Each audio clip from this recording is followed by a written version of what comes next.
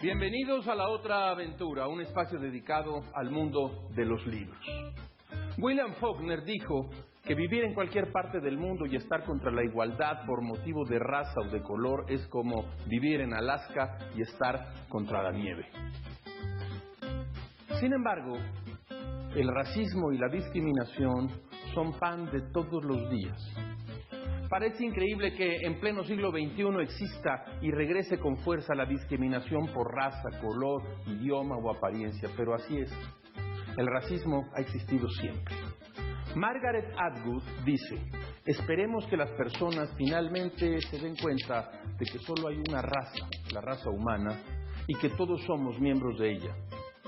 Resulta urgente, digo yo, difundir la educación sobre racismo y discriminación, las amenazas y los hechos racistas,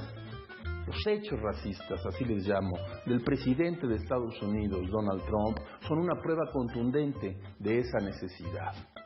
Frantz Fanon dijo así: lógicamente no es posible someter a la servidumbre a los hombres sin interiorizarlos en todos los aspectos. Y el racismo no es más que la explicación emocional, afectiva, algunas veces intelectual de esa interiorización, dijo Fanon. No olvidemos también lo que dijo George Bataille. Los hombres odian, al parecer, en la medida en que ellos mismos son detestables. Les recuerdo, como todas las semanas, que fue Adolfo Bioy Casares quien escribió que leer era la otra aventura y que la primera era, probablemente, la vida misma. Estamos, pues, en la otra aventura.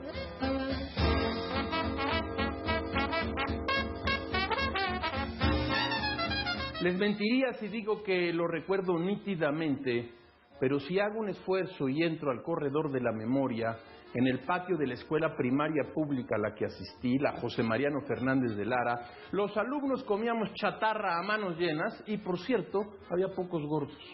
Pero sobraban la discriminación y el racismo. Entre más moreno, más apodos. A Valdemar le decíamos el Black Shadow. A otro buen amigo le decíamos el Memín Pinguín.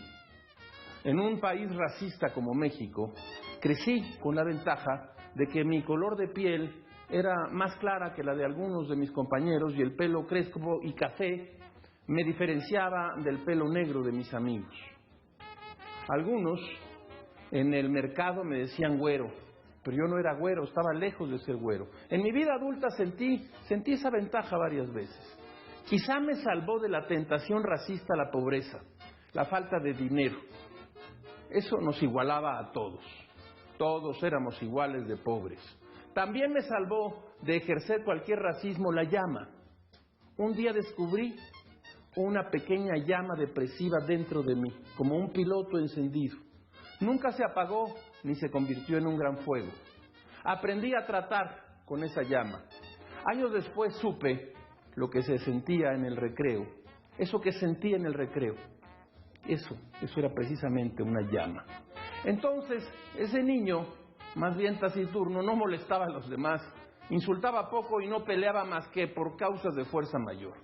Esa llama me ayudó y aún ahora la conservo. Este libro del que vamos a hablar aquí es una pequeña joya, se llama Alfabeto del Racismo Mexicano y su autor es Federico Navarrete. El racismo.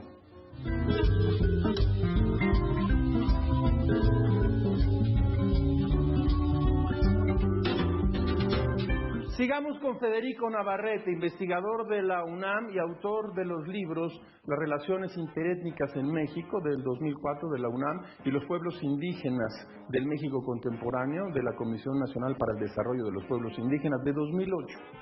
Lleva ya tiempo este autor analizando el fenómeno del racismo y del clasismo en México. Afirma que el color de la piel sigue siendo un instrumento de discriminación social y que este elemento se combina con otras formas de discriminación como de clase, de género, idioma, cultura y religión.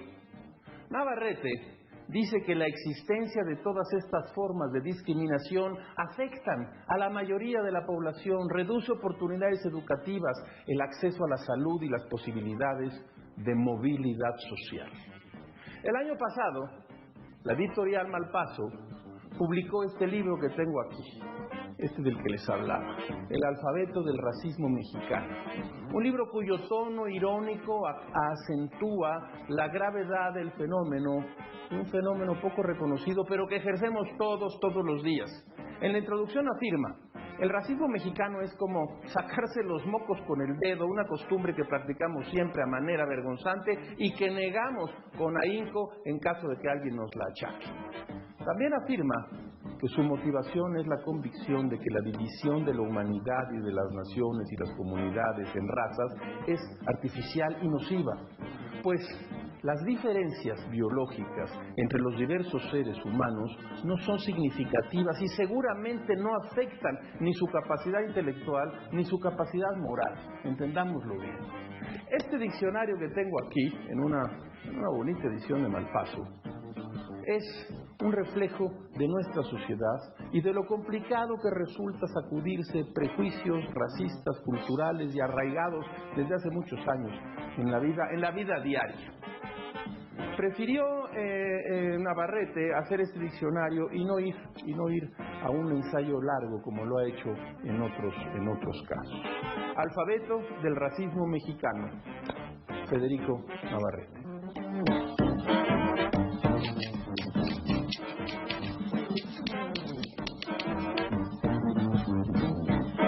Historias de escritores y escritoras. Una isla en el Caribe le enseñó al mundo sobre racismo y colonización utilizando la lengua francesa. Martinica dejó en la poesía de lengua francesa una huella imborrable gracias a Aimé Césaire, el poeta que dedicó sus talentos a combatir el racismo en el mundo. Escuchen esto. Yo encontraré el secreto del gran diálogo, el secreto de las grandes combustiones. Diré tormenta, río, diré tornado, diré hoja, diré árbol. Me mejorarán todas las lluvias. Brillaré humedecido por todos los rocíos. Igual que la sangre arrebatada en la corriente lenta del ojo de las palabras, como caballos furiosos, como niños muy pequeños, como coágulos, cubrefuegos, como ruinas de templo, como joyas, correré lejos, lo suficientemente lejos como para desalentar a los mineros. El que no me entienda tampoco entenderá el rugido del tigre. Césaire y el africano Léopold Sédar Senghor fundaron en sus años de estudiantes en París el movimiento de reivindicación de la raza negra, la negritud. La lírica de Césaire, lector desde niño de Voltaire y de Hugo, y atento a escucha de las leyendas africanas de su madre, encontró su filo político cuando su dedicación al estudio encontró como recompensa un viaje becado a Francia. La revista L'Étudiant Noir, el estudiante negro, fue una tribuna para los estudiantes negros procedentes de las colonias francesas, mediante la cual podían escribir contra los modelos occidentales impuestos en sus países. A golpe de poesía, Césaire comenzó su trayectoria política. De vuelta en Martinica, su país natal, funda la revista Tropique e imparte clases de literatura. De esas clases saldrían dos escritores martiniquenses que trascenderían en la literatura francesa. Escuche usted sus nombres: Frantz Fanon y Édouard Glissant.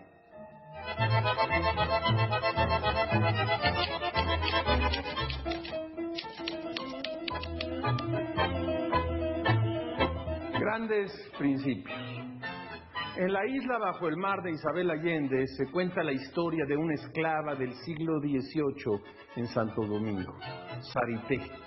La protagonista lucha por su libertad a lo largo de las páginas de esta novela sobre la condena racial que vivieron los negros en América. Aquí, como vagoneros de la literatura, le traemos este inicio. Toulouse-Valmorand llegó a Saint-Domingue en 1770, el mismo año que el delfín de Francia se casó con la archiduquesa austriaca María Antonieta. Antes de viajar a la colonia, cuando todavía no sospechaba que su destino le iba a jugar una broma y acabaría enterrado entre cañaverales en las Antillas, había sido invitado a Versalles a una de las fiestas en honor de la nueva delfina, una chiquilla rubia de 14 años que bostezaba sin disimulo en medio del rígido protocolo de la corte francesa. Todo eso quedó en el pasado. Saint-Domingue era otro mundo. El joven Valmorán tenía una idea bastante vaga del lugar donde su padre amasaba mal que bien el pan de la familia, con la ambición de convertirlo en una fortuna. Había leído en alguna parte que los habitantes originales de la isla, los arahuacos, la llamaban Haití, antes que los conquistadores le cambiaran el nombre por la española y acabaran con los nativos. En menos de 50 años no quedó un solo arahuaco vivo ni de muestra. Todos perecieron, víctimas de la esclavitud, las enfermedades europeas y el suicidio. Eran una raza de piel rojiza, pelo grueso y negro, de inalterable dignidad. Tan tímidos que un solo español podía vencer a 10 de ellos a mano desnuda. Vivían en comunidades polígamas, cultivando la tierra con cuidado para no agotarla. Camote, maíz, calabaza, maní, pimientos, patatas y mandioca. La tierra era como el cielo y el agua. No tenía dueño, hasta que los extranjeros se apoderaron de ella para cultivar plantas nunca vistas con el trabajo forzado de los arahuacos. En ese tiempo comenzó la costumbre de aperrear, matar a personas indefensas asusando perros contra ellas. Cuando terminaron con los indígenas, importaron esclavos secuestrados en África y blancos de Europa, convictos, huérfanos, prostitutas y revoltosos. A fines de los 1600, España cedió la parte occidental de la isla francesa, que la llamó Saint-Domingue, y que habría de convertirse en la colonia más rica del mundo. Para la época en que Toulouse-Valmorán llegó ahí, un tercio de las exportaciones de Francia, a través del azúcar, café, tabaco, algodón, índigo y cacao, provenía de la isla. Ya no había esclavos blancos, pero los negros sumaban cientos de miles. El cultivo más exigente era la caña de azúcar, el oro dulce de la colonia. Cortar la caña, triturarla y reducirla a jarabe no era labor de gente, sino de bestia, como sostenían los plantadores.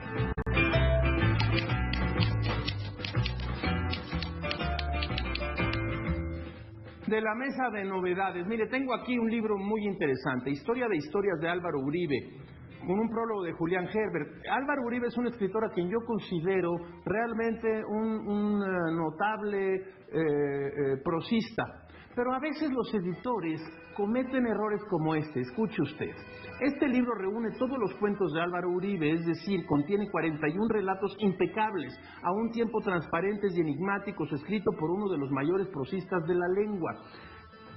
Los editores, yo mismo soy editor, deben cuidarse de ofrecer, y vienen otros elogios tremendos que no convienen a Álvaro Uribe, que es ya de por sí un buen escritor. Como quiera que sea, Historia de Historias está ya en librerías. De Kees Notteboom, 533 días.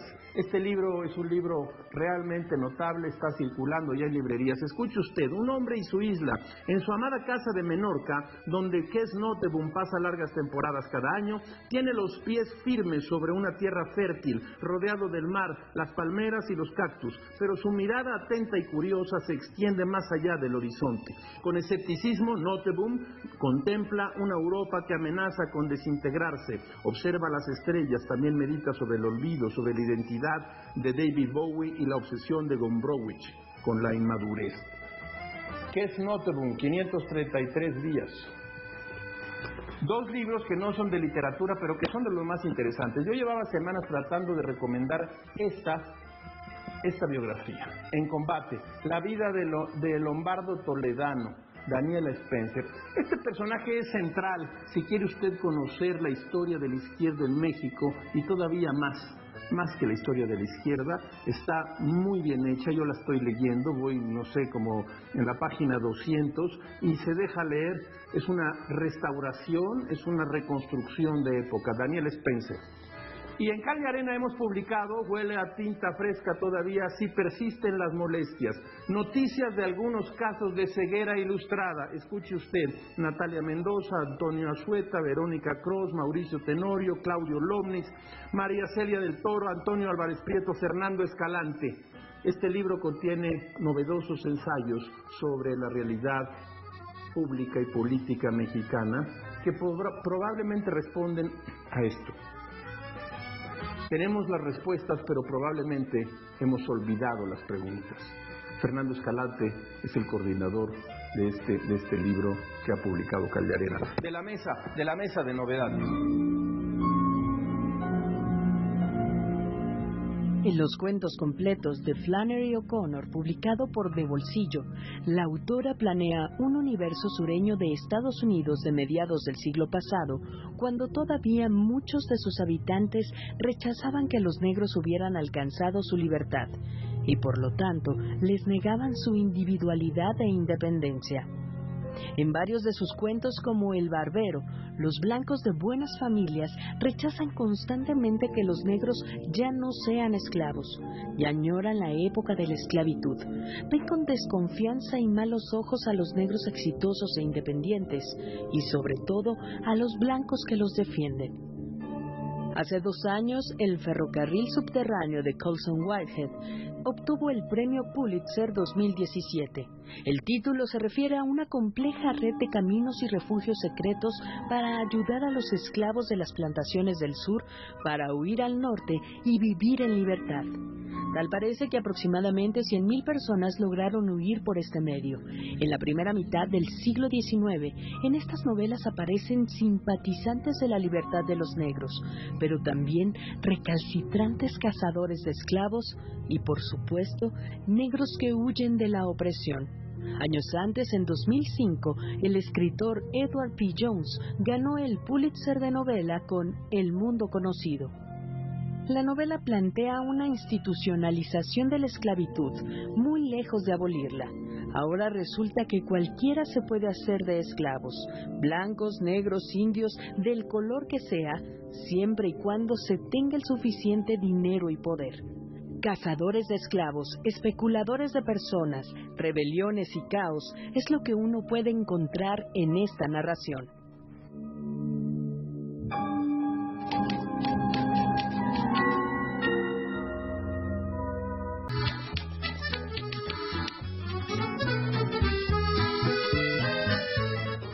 Volvamos de momento a Aimé Césaire. La vida de este poeta daría un giro a la política activa, cuando entra al Partido Comunista y es electo como diputado por Martinica ante la Asamblea Constitucional francesa. Aquel año es electo alcalde de la capital de Martinica, cargo que ocuparía por la friolera de 56 años hasta que en 2001 dejó el cargo para retirarse. Pero la ruptura con el comunismo estalinista vendría pronto.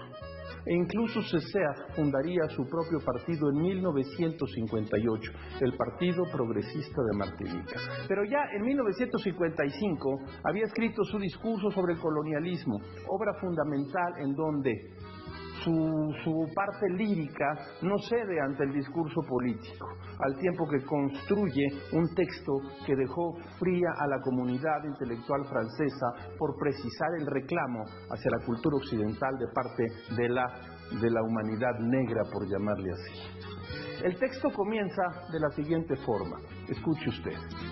Una civilización que se muestra incapaz de resolver los problemas que su funcionamiento suscita es una civilización decadente. Una civilización que decide cerrar los ojos a sus problemas cruciales es una civilización enferma. Europa se revela impotente para justificarse y a medida que pasa el tiempo se refugia en una hipocresía tanto más odiosa cuanto menos posibilidades tiene de engañar a nadie. Europa es indefendible. Así dijo. El texto se volvería canónico por la rudeza y la concisión con la que ataca los cimientos de un imperio como el francés y todo el que se le pareciera. El texto llamaría la atención de otro intelectual de nombre y renombre en el mundo, en Francia, que se llamaba Jean-Paul Sartre, con quien además de coincidir en el amor-odio al Partido Comunista francés, sería un admirador de su poesía. De él diría Sartre: un poema de Aimé Césaire estalla y gira sobre sí mismo como un cohete del cual surgen soles que giran y explotan en nuevos soles. La densidad de esas palabras lanzadas al aire como piedras por un volcán es la negritud que se define contra Europa y la colonización. El escritor senegalés que fundó junto con Césaire el movimiento de la negritud, dijimos, es Léopold Sédar Senghor, quien define con más precisión el término. Escúchenlo. La negritud no es ni racismo antiblanco ni populismo, es sencillamente el conjunto de valores de civilización del mundo negro y no de los valores del pasado, sino de una auténtica cultura. Sédar Senghor, cabe mencionar, fue el primer presidente de Senegal, cargo que ocupó 20 años, de 1960 a 1980, y primer africano en ocupar un puesto en la Academia Francesa. La negritud se presentó en el ámbito intelectual europeo hace casi un siglo, y mientras no se entienda, tampoco se entenderá cómo diría Césaire el rugido del tigre. Tengo aquí libros muy buenos. Mire usted, El color púrpura de Alice Walker, Beloved de Toni Morrison, y claro, ¿por qué no?, La fila india de Antonio Ortuño. Escribe Navarrete en su libro México Racista, una denuncia, así se llama el libro, publicado por Grijalvo. México es un país racista, dice Navarrete. Los mexicanos practicamos sistemáticamente esta forma de discriminación contra nuestros compatriotas que tienen un color más oscuro de piel, contra los indígenas, contra los afroamericanos, contra los inmigrantes, contra los extranjeros y contra todos aquellos que nos parecen diferentes e inferiores. Este debería parecernos y debería ya ponernos a pensar este asunto para actuar en la vida diaria, empezando por la casa. ¿Cómo trata usted al empleado de la casa? ¿Cómo trata usted a la empleada doméstica? ¿Cómo trata a su vecino gay? ¿Cómo trata a sus vecinas lesbianas? Estamos lejos, muy lejos de superar el racismo. Es una tarea pendiente.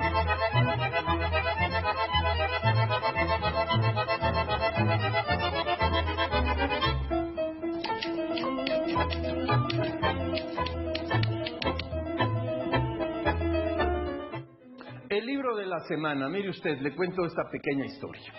Allá en los remotos años 80, un grupo de jóvenes hicimos nuestras primeras armas periodísticas, literarias y editoriales en el suplemento La Cultura en México de la revista Siempre, que dirigía Carlos Monsiváis.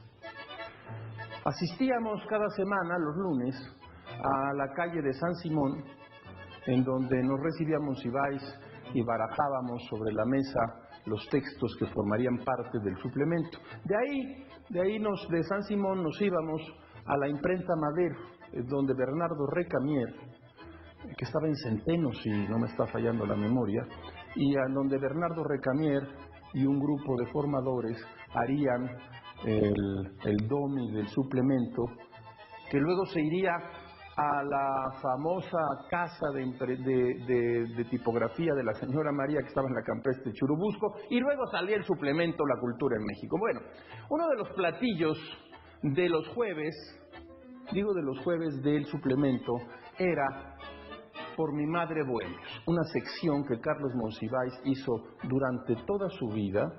Prácticamente antes de morir escribió e hizo alguna última sección que consistía en traer de la prensa las notas más locas, extravagantes, ridículas de la política mexicana. Era especialmente crítico con el priismo, pero también lo era con el mundo de la farándula, con las declaraciones de alguna actriz del momento.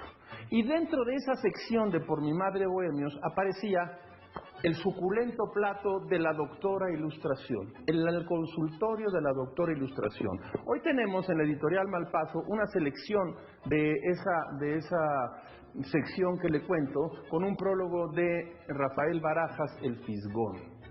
Era realmente notable lo que lograba Monsiváis en esta sección. Se trataba de una sección, 1, maledicente, 2, malintencionada, 3, extraordinariamente bien escrita, entre una mezcla entre en un kitsch barroco, burlón, y siempre tenía una clave. Las iniciativas, los nombres eran iniciales. Eran iniciales de escritores del momento que detestaba Monsiváis, que había muchos que detestaba, eran iniciales de periodistas que habían metido la pata, que habían dado una entrevista ridícula, y entonces el consultorio de la doctora Ilustración se volvía en una especie de crítica secreta, o con una corriente secreta a lo que ocurría entonces. Mire usted, desplieguenos su numen, decía, descúbranos su cerabrem, discipline su brillo, y claro, enamórese de su penuria. Entonces alguien le escribía a la doctora Ilustración pidiéndole consejo, y la doctora Ilustración, philosophical doctor, le respondía a este hombre o a esta mujer llenas de dudas culturales sobre la fama, sobre el reconocimiento, sobre los libros, sobre el espectáculo, sobre la farándula. Es uno de los momentos realmente culminantes de la obra de Carlos Monsiváis, en donde su brillante mente era capaz de poner en un par de páginas un texto extraordinario, burlón, lleno de ironía, sardónico y satírico. El consultorio de la doctora Ilustración de Carlos Monsiváis en Malpaso, con un prólogo de Rafael Barajas el Fisgón. Este para mí es el libro de la semana.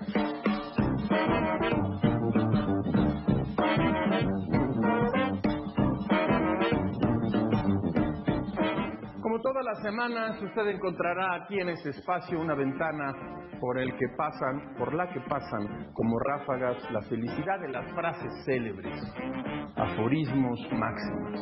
Escuche usted esta. ¿Por qué aprendemos a temer el terrorismo, pero no al racismo, no al sexismo machismo, no a la homofobia? Esto lo dijo Angela Davis. Usted recuerda a la gran líder negra de aquellos años. Llegamos al final de esta emisión y esta aventura. Soy Rafael Pérez Gay y los espero la próxima semana. Abres una puerta y detrás de ella aparece un mundo. Eso es un libro.